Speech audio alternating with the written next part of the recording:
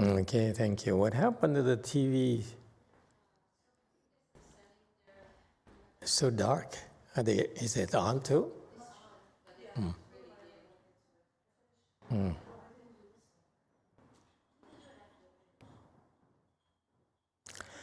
Well, good morning, everyone. Thank you for joining our Saturday morning here in California, Way Mountain Temple chant class. Okay, it's a hot day today, so how's everyone doing? Yeah? I think this is when we should be holding the class at the beach or something.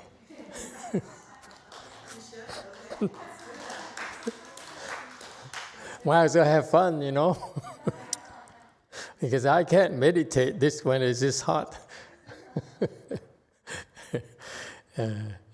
Let's work on that, huh? Or meet in a mountain or something. Thank you.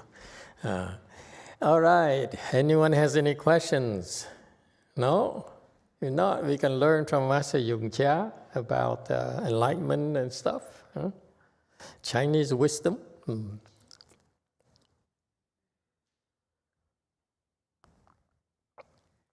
Okay, 101. This is Song Enlightenment. He says, if you do not accept them, you may inquire as they wish. Okay, and so 102, whoever does not accept them. So this is the case with the Buddhist teaching. Of course, when the Buddha teaches us things, it's from his Buddha's wisdom, so it's a lot more profound than most of us can fathom. So therefore, we are encouraged to have doubts and to don't have to accept them verbatim. Okay. Yes, Tu, you have a question here? Yes, Master, I am sorry. We have several questions on YouTube. Okay, go ahead. From Nacho.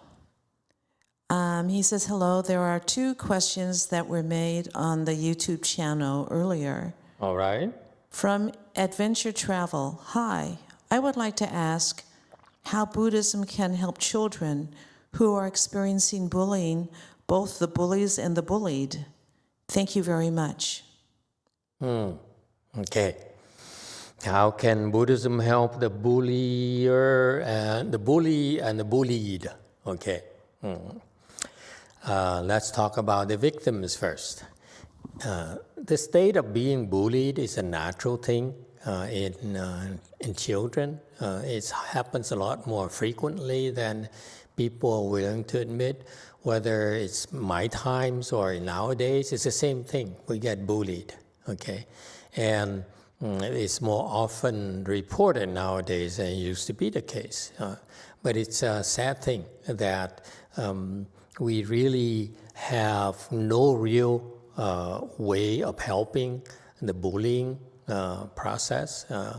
It's from a Buddhist perspective, it's like cause and effect.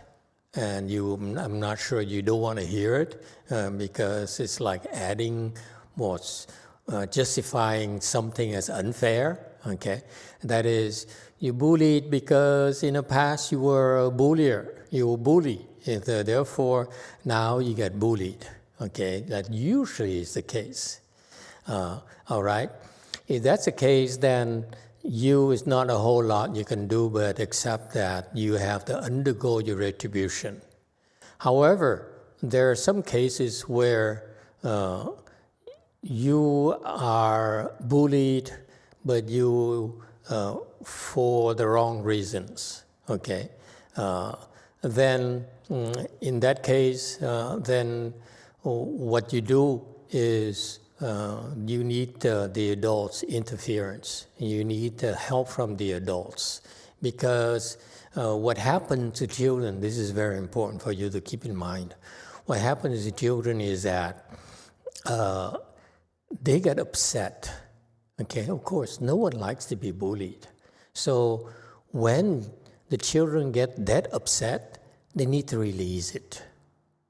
If they don't have a means of releasing the being bullied or the frustration and the anger of being bullied, it's not good for their health. It actually is very bad it has some physical consequences as well as psychological consequences that we cannot ignore.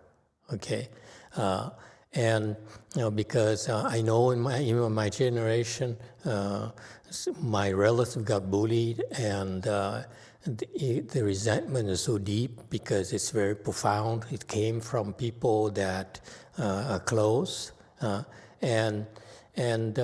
so built up, it became a physical illness.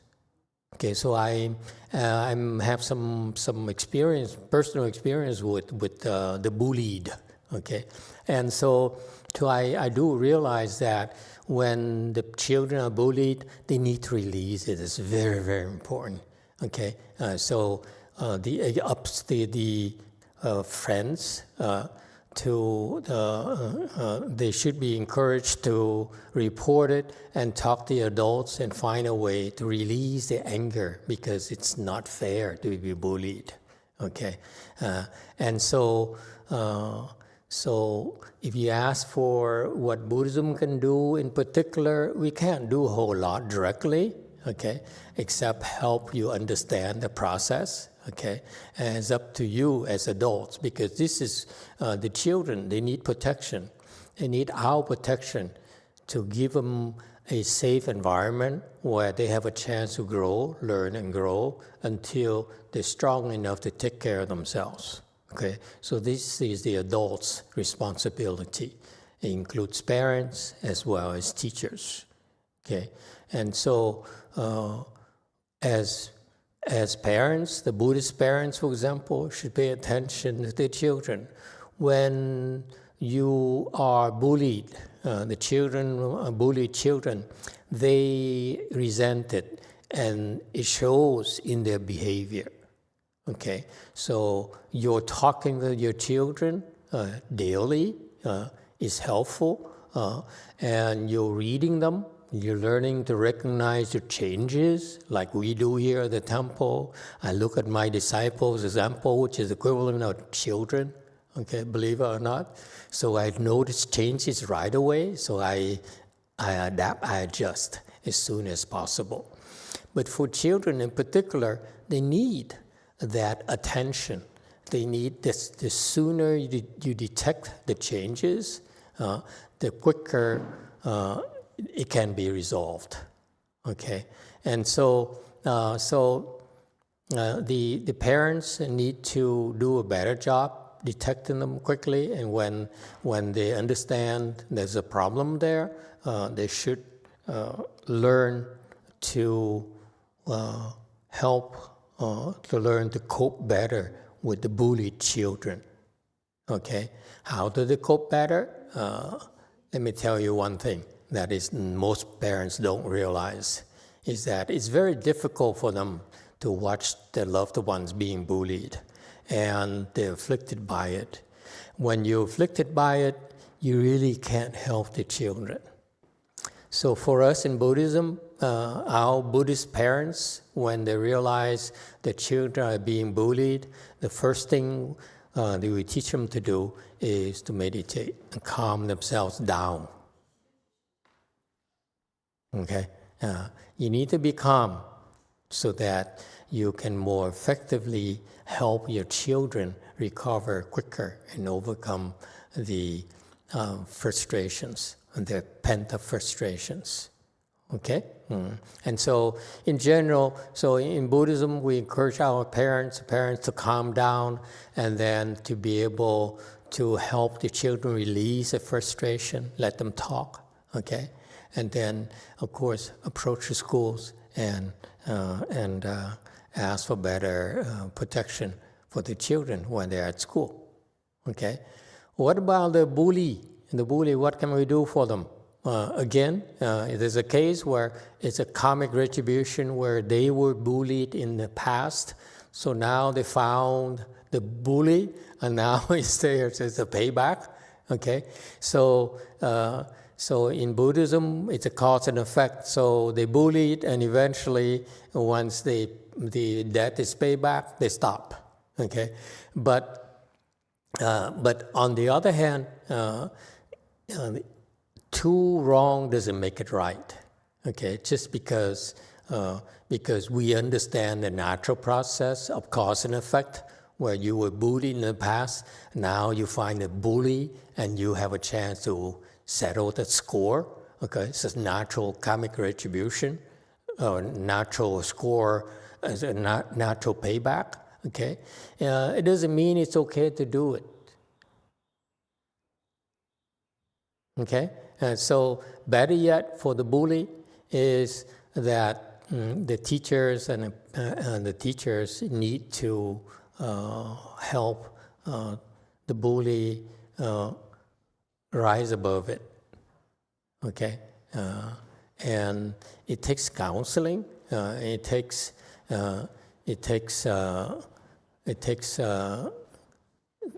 the ability to reach a bully and convince a bully that it's not good for them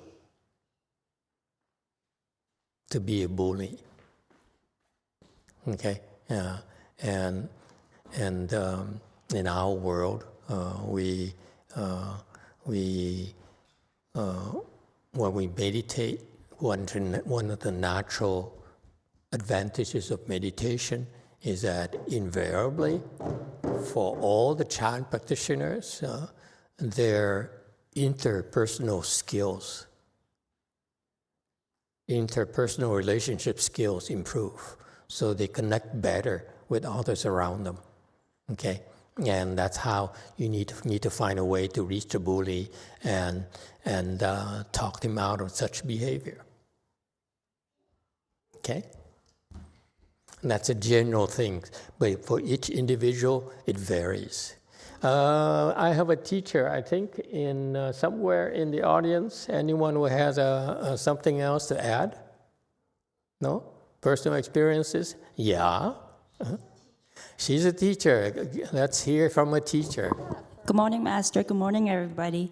I've been teaching over 20 years, and I noticed that these days the word bully is used not in an effective way. Based on my experience, my students will come and say, oh, so-and-so is bullying me, but you really need to define what is bullying is. It could be a person looking at you, could be identified as bully in these days in my education. So bully, I know that you mentioned about nobody wants to be bullied, of course. But for us in education, we teach students to cope using many strategies. Count to 10, or take a deep breath, or even like speak to the counselor. So at school, we do teach, like teachers, we do help the students who's being bullied and also who's identified as a bullier. So these days, like I said, we teach students how to cope with in a situation. We can't control other people, but you could also control yourself how to deal with this situation. Okay, very good. Oh, I'm glad to hear it. I don't know what's being done in the schools nowadays. I'm glad to hear that you are paying attention to it. Of course, you have to, because it's happening quite often nowadays. It's reported quite often. And yes, another way to look at it as well is the bullied. If they receive help, they will become stronger. So don't look at being bullied as necessarily a bad thing, but it could be an opportunity to help build character. Okay? And so, to me, it's a good thing. If I have a chance of someone that comes to vent to me about being bullied, I will Well, I see it as an opportunity to help build character for the boy or the girl. Okay? Yes, to. Thank you, Master. Nacho also mentioned here that these questions are from the Spanish-speaking YouTube channel. Okay. There's a second question here, and it's from Kaya Adventure Travel. Apparently, this question is in relationship to a video where Master explains what is meditation and what it's used for. Okay. I would like to ask if this ability or skill of concentration on a single thought in meditation is something like learning to ride a bicycle. That is, once you have it, even if time passes and you stop practicing, will you still be able to do it? Or is it something that, if not continuously practiced, is lost and I'll have to start from scratch? Thank you. Good question. I never thought of it this way. Okay, my Chan teaching comes from my own experience and from my teaching experience, meaning that people came, practiced with us, and they asked us questions, how to solve the problems. That's how we derived our techniques and our knowledge base. This is a question that never arose before, so I have to think about this because the process is not what you think, and I'm not sure how much I can reveal the process to you, because when we teach Chan, we try to avoid giving you knowledge only. But when I give you knowledge, one of the reasons I explain things to you is to help motivate you to meditate, to find out whether I just told you is true or not. Okay? And what happened to a lot of people who learn Chan meditation is that the majority of the people are not willing to put in the work. Meditation is a way of life. It's not knowledge. And for most people who come to meditation, it's like curiosity. They just want to talk about thinking, talk about knowledge about the mind. It's more of a knowledge than a lifestyle. Okay, and therefore, when I teach you meditation, I do find myself refraining from telling you too much, because I can talk and talk and talk. Okay, but it only impresses you about the depth of my knowledge, but it doesn't do much for you, because what happened to most people who came to ask me questions in meditation, or the kinds of questions that I read online and various scriptures and how other meditation teachers taught and so forth, the students who hear the answers end up treating it as a knowledge. Okay, we just talk about bully, for example. Okay, you can talk about, yes, in principle, we counsel them when we talk to them, but it's only when you talk to each individual's children that's when you begin to understand the process a lot deeper, and you become better at solving the problem. Okay, but if you only stop at at school when we find children and we tell them to count 10 breaths and so forth, that's knowledge. You know what happens with that knowledge? If you stop there, you fail to understand the effectiveness of the tool itself. Breathing 10 times is actually a form of meditation. To us, it's meditation. You heard of mindfulness meditation where they specialize in, many of them specialize in breath counting. See? So to tell your students to count your breath 10 times, it's meditation. I'm impressed. It works. Okay? But So the principle works, the process works, but unless you yourself do it 10 times, maybe 12 times, 20 times, 30 times, that's when you understand how, that's when you develop skills to do it. So what happens to people who only ask questions and they go from places to places to ask questions because they are more interested in the knowledge, okay? It's not meditation. So I try to refrain myself from giving you too much knowledge. I stop at the point where you need to be curious enough to meditate yourself, okay?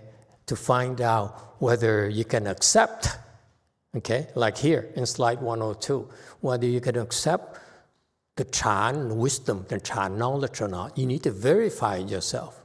So that's our bias. That's my personal bias, okay? So when this question says, you practice meditation, is it a skill like riding a bicycle where it's there forever? The answer is yes, up to a certain point. Some part of it is like a bicycle, okay? Riding a bicycle where you may not do it regularly, but it's there in your knowledge base, where if you stop, even if you stop riding a bike for a long, long time, so when you start picking up a bike and start riding again, it may take you a few minutes before you get the hang of it again, but it's still there. You can still maintain the balance, you still can do it better than it were the first time for you. Yes, is that part is still there, okay? But what you don't know is another part, unlike riding a bike, okay, is that you may lose something that is no longer there, okay? It's not simply mechanical, it's not simply physical, but also mental. So meditation is more than just the physical part of it, where you cross your legs and sit and you meditate. Actually, it requires maintenance, where if you reach a certain level that's not high enough, you could lose the mental edge that you gain from meditation. And that's why we advise our people to meditate daily, which is more or less maintenance for their physical health. Believe it or not, when you meditate, it maintains your physical health, okay? And also, it also maintains your mental acuity, the sharpness. If you didn't, and you stop, you could lose it. And it takes a while before you gain it back. You can gain it back, but you could lose it if you don't maintain it, okay? And the point here that is more important regarding the question is that once you learn Chan meditation and your health is improved and your mind is sharper and you like yourself, you feel better and you are much better off, okay? Then I hope that someday you realize it is such an important part of your life, okay? It's good for you. Why would you stop? It's so beneficial for you. You don't want to stop at all, okay? Yeah. So in the Chan wisdom, and you can inquire as you wish, as per the slide 102 here, or you can find a way to verify yourself by stop doing it. You stop doing it for a long time, you see that your mental sharpness declines precipitously, okay? And so yes, that's why the question is reasonable, but actually it's not reasonable, because why would you do it? Once you really have some skills, you don't want to stop, okay, at all, okay? because as the Chan wisdom says, meditation is just as important as eating, as sleeping, as living. And that's true wisdom right there. If you really get to that point, then you understand meditation. At a personal level, not at what I tell you, that you yourself experience it. Yes, too. Thank you, Master. And you have a question here from Samson Lau. Emitofuo, Master. Lately, when I meditate and focus on my dantian, I notice that the space in my dantian gets bigger and bigger. And as I continue to focus on it, it's as if I'm moving deeper and deeper into the space. Then, almost like a TV turning on in a distance, I start to see something and it turns off and it's blurry and far away. So he goes on and says, for example, I've seen people sitting around at the table eating. He has these visions. Typically, they don't last long, a few seconds at most, and typically they aren't that exciting. I have two questions. One, what are these visions? And two, lately when I meditate, I notice myself anticipating and searching for these visions. How can I stop chasing these visions? Thank you. Why would you want to stop? It's like free subscription. You don't have to pay for free streaming. My God, be reasonable.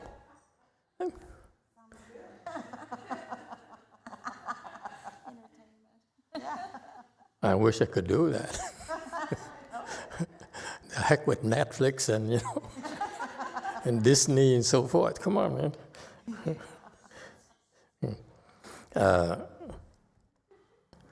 Now, seriously,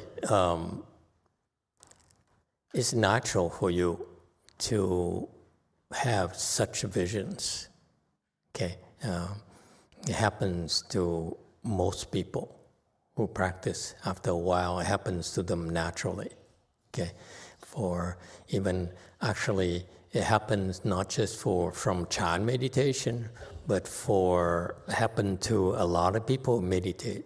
Whether it's Buddhist meditation or non-Buddhist meditation, it's a natural thing. Okay, when you meditate and your mind becomes still, naturally you'll be able to have visions. Quite often, it's visions from your spiritual eye. Okay, in some cases, and you could not tell the difference yourself. In some cases, it's from your memory, so you could look at it as hallucination. Okay, somehow you have this vision that appeared, for example, like when you're dreaming. Okay.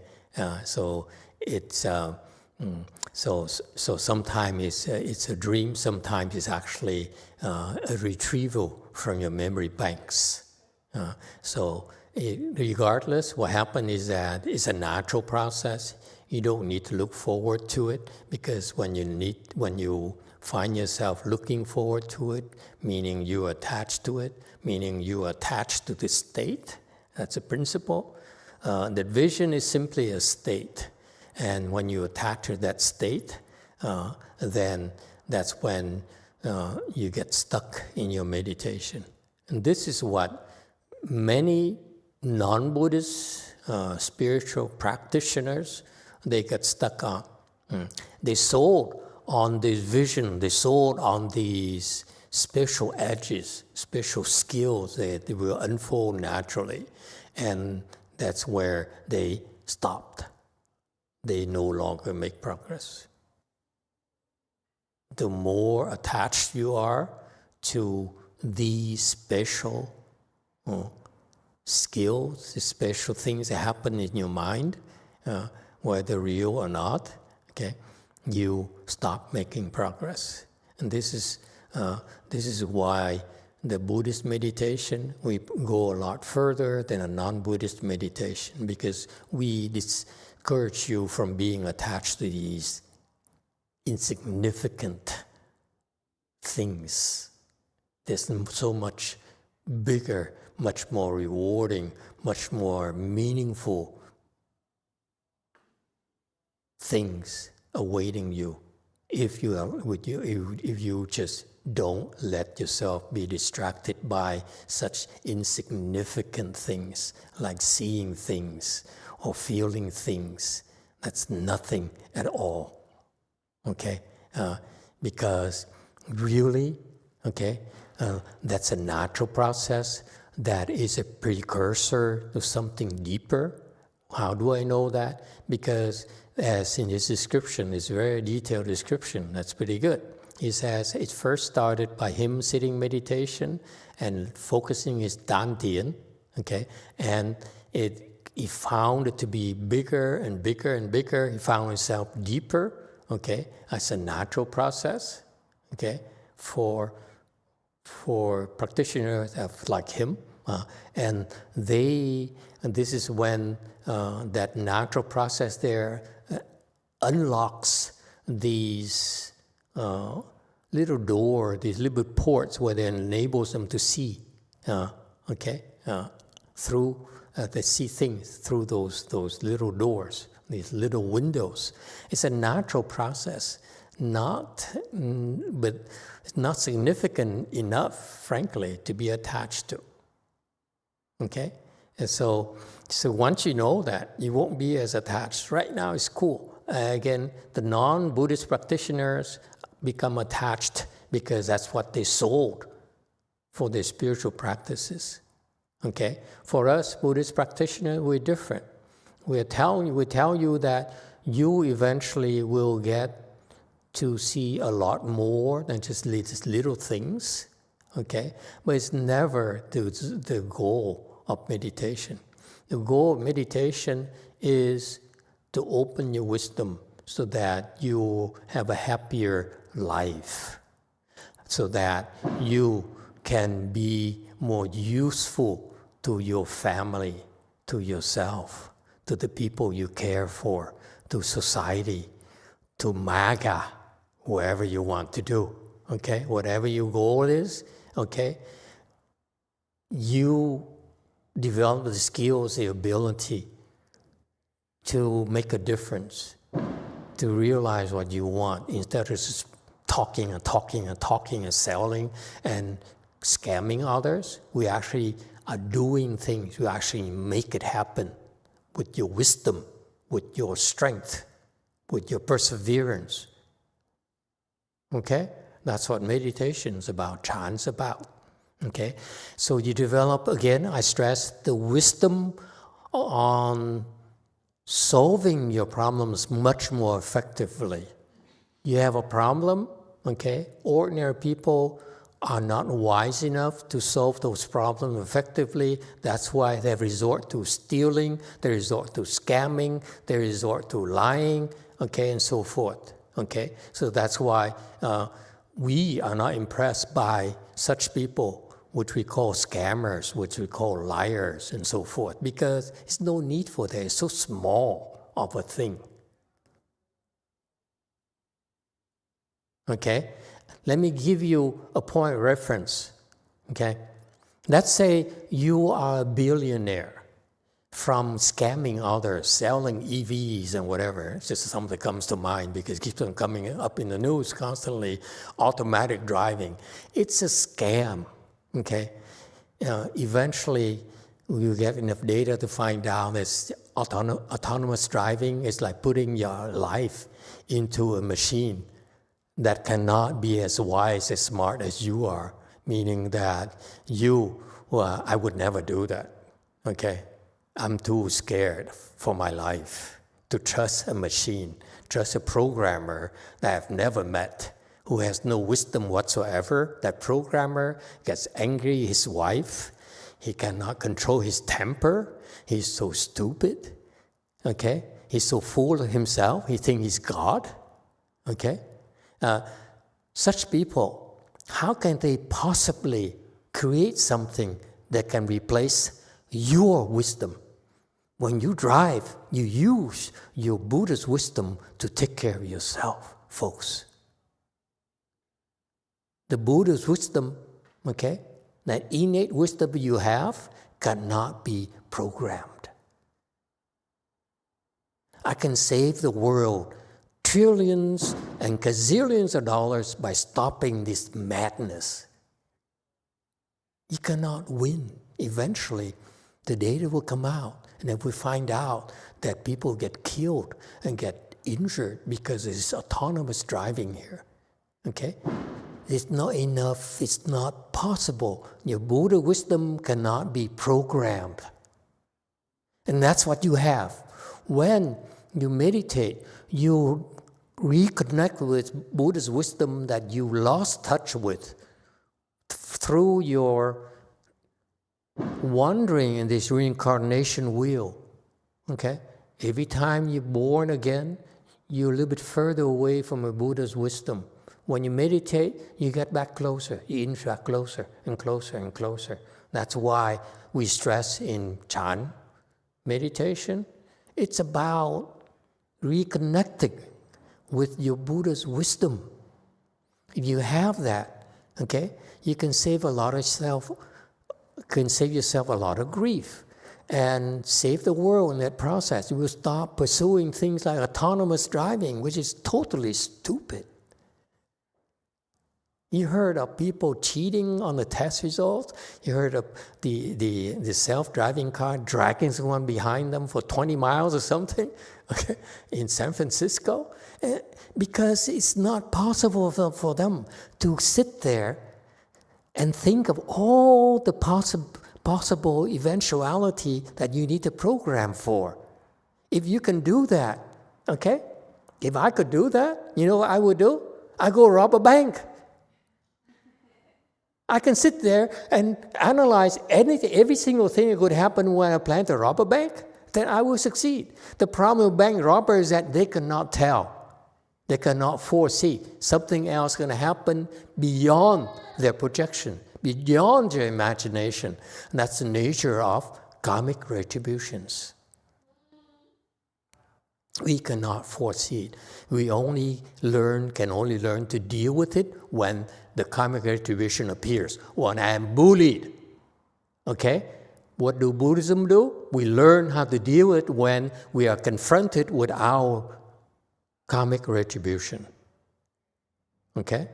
The only way for us to stop it is to kill the bully, which creates all the karmic retributions in the future. So it's not a good solution. You see that? Okay, that's why the same thing. How can you possibly program all the things that could happen when you drive a car? That's not possible. And this is why it's such a stupid thing to do. Whether it's from Google, whether from Tesla, from GM, so forth, they're throwing the money away. Yes, if it's like a small thing where you have a rail and you automate it, yes, it's doable. But when you cannot predict what's going to happen when you drive out there in the freeway versus driving on the regular streets. Too many things. It's not possible. And these people, I look at them as scammers. Okay, they're scamming us, they're scamming the investors to get themselves rich, and that's all they do.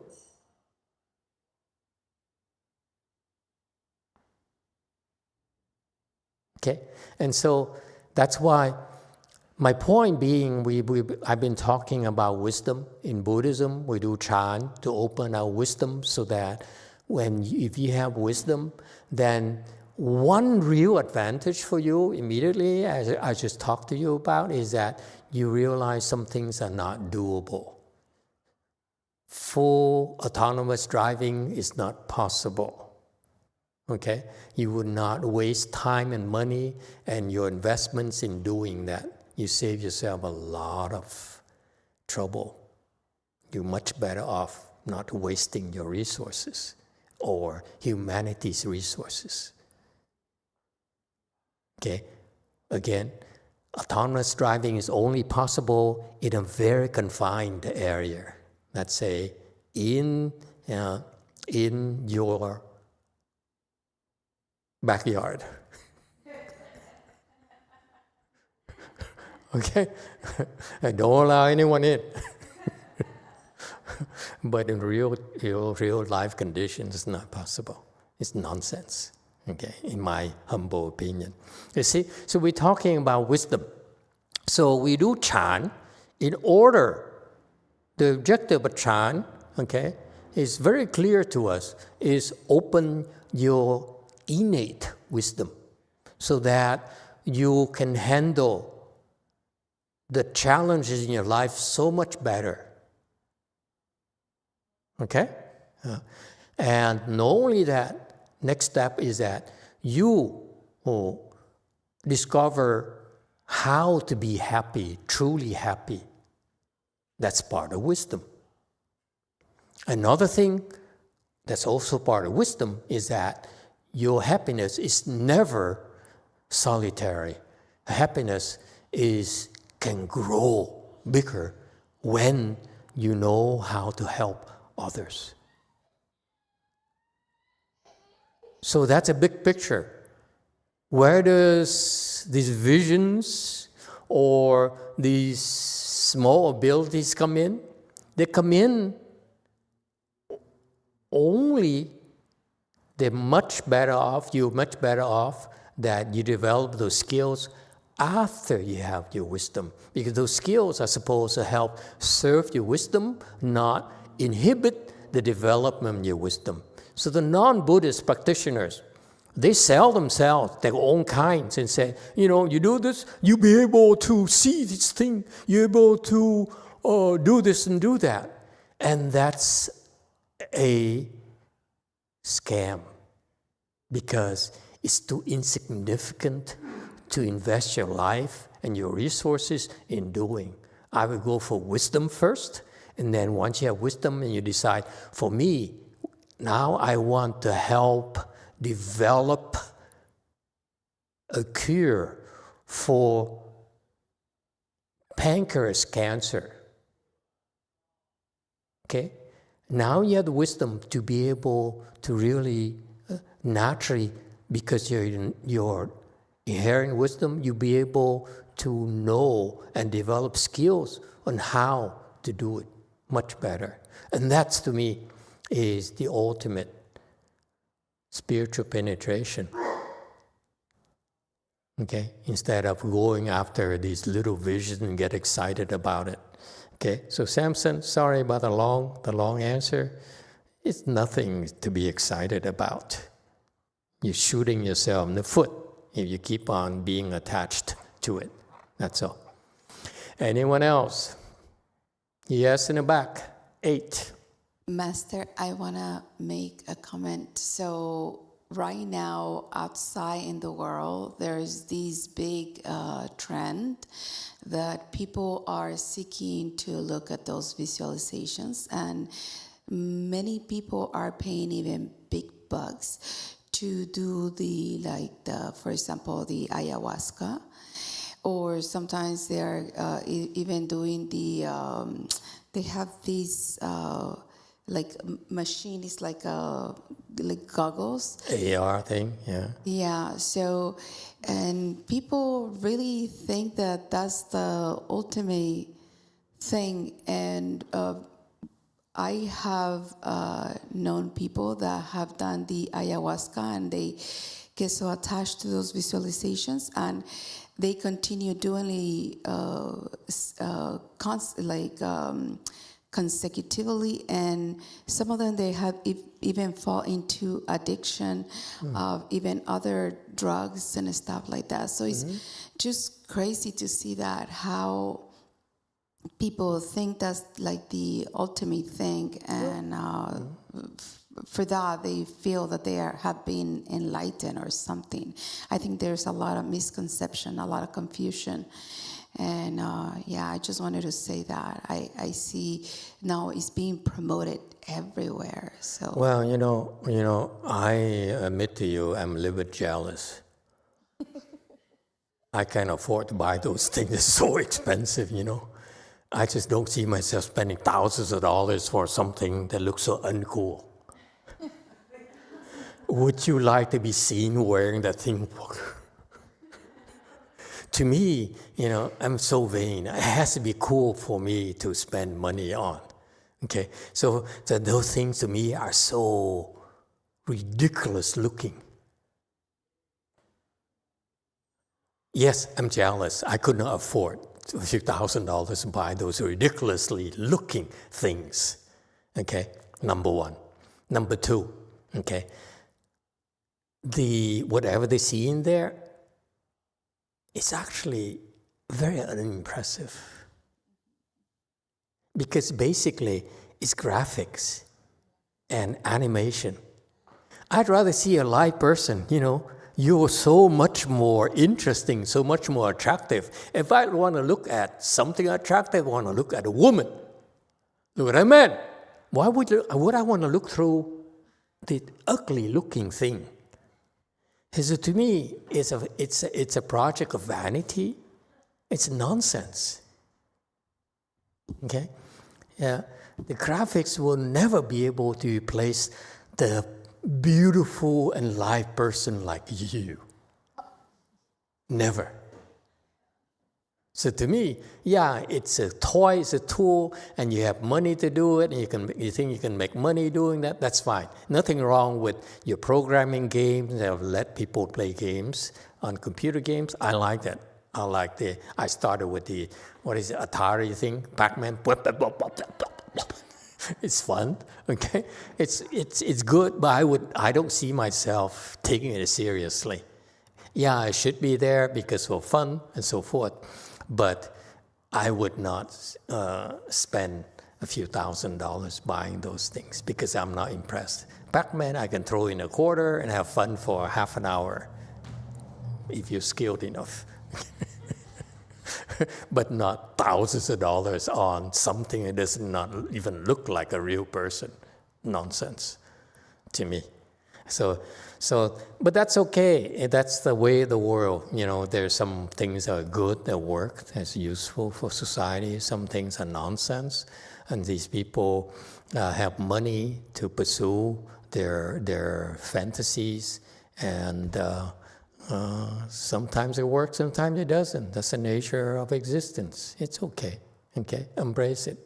Okay? I'm a little bit jealous, that's all. Who would spend $1,000 to look at these ridiculous images? Yes, go first. Hi, Master. Does physical suffering, for example, when we cross our legs or fasting, does that decrease our ego? Yes. 100%.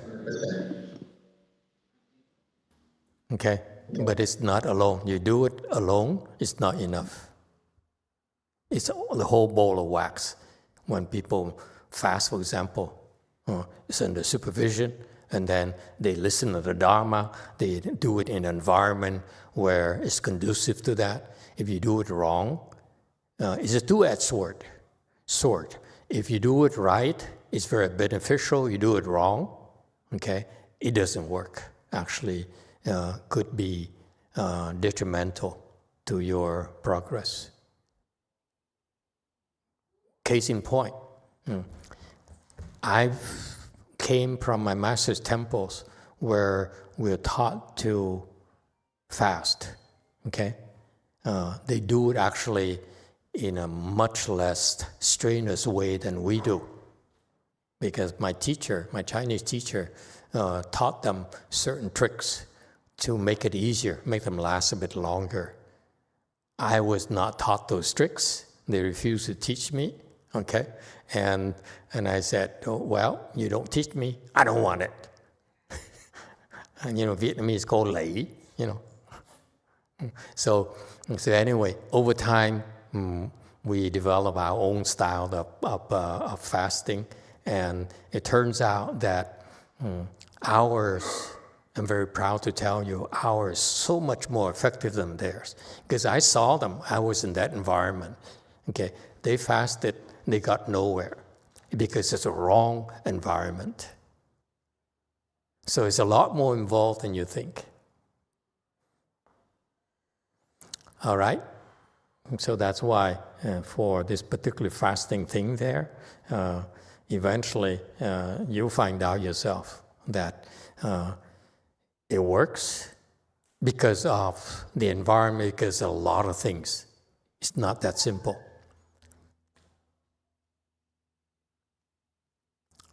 All right, anyone else? Okay, then go back to 102.